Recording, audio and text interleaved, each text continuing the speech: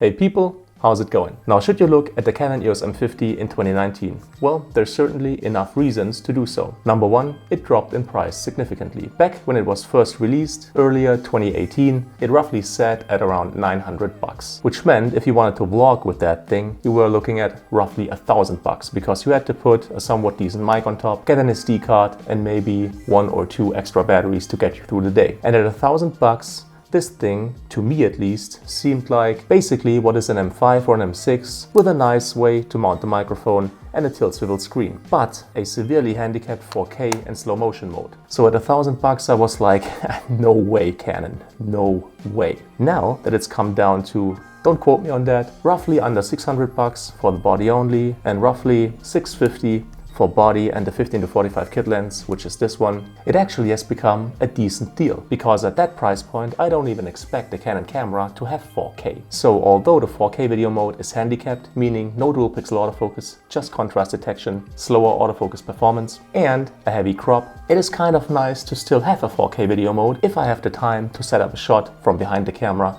I can get really nice shots. So from being a handicapped video mode, it actually became a nice add-on at the new price point, is what I'm saying. Same goes for the 720p at 120 frames per second. It is severely handicapped. You don't have autofocus, you don't have audio, and it's only 720p, not even full HD. But at the new price point, it's not a pretty, how would you say, it's pretty rude to put such a slow motion mode into a camera priced at 900 bucks. Now at 600 bucks, same thing happens. It's still pretty handicapped and kind of a bad slow motion mode, but we're not complaining anymore, at least I'm not, because at the new price point, it's a nice thing to have. So basically what I'm saying is, in short, at 900 bucks, it's a joke.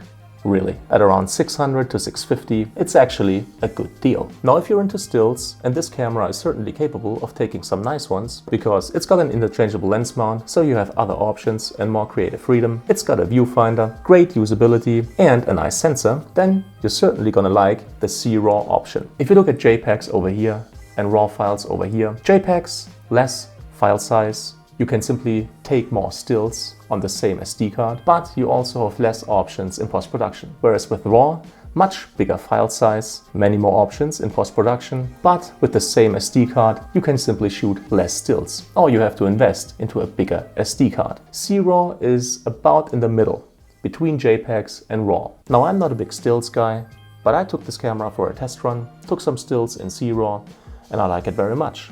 It really is a good compromise between JPEG and RAW. And if you're a stills guy and you like to post-produce your stills, you're definitely gonna like it. You have almost as much ability in post-production with a C-RAW image as you have with a RAW, but you can simply put more stills on your SD card. Now, lens options. Of course, the M lens selection is limited. However, you get a decent kit lens with decent quality and a decent build in the 15 to 45 for video. You get, which is most important, a really good deal on a super wide angle lens. So if you're really into vlogging and a super wide angle aesthetic, the 11 to 22 STM M lens, which is the super wide angle zoom of the M series, is simply great bang for your buck. If you look at the corresponding models from Sony, Panasonic, Fuji, you name it, this is almost half the price. Are the others better? Yes, they are.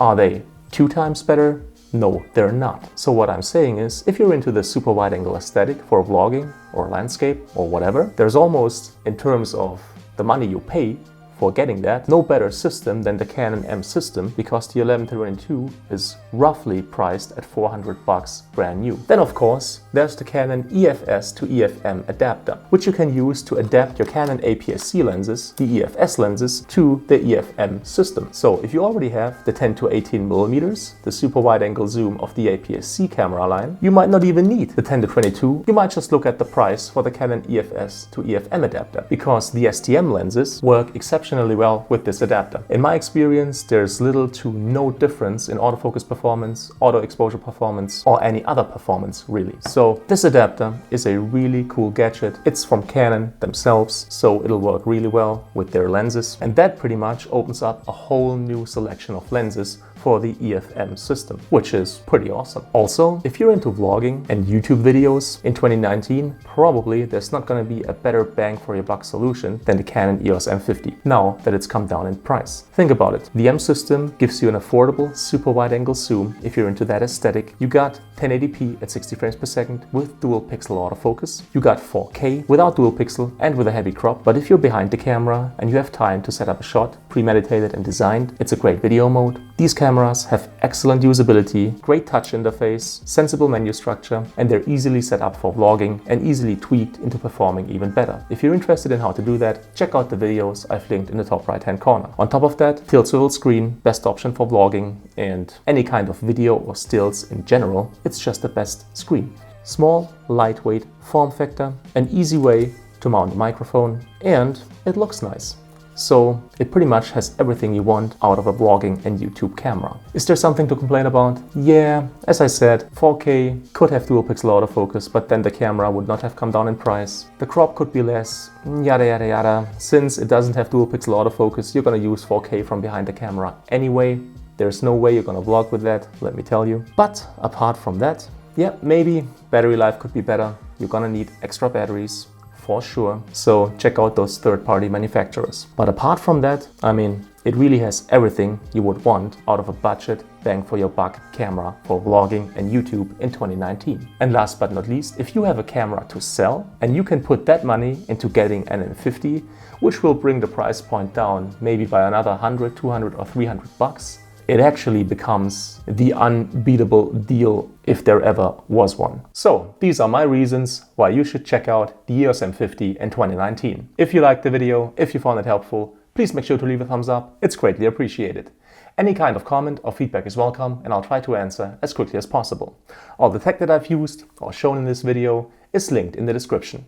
As always, thank you so much for your time. Thank you for watching and hopefully see you again soon.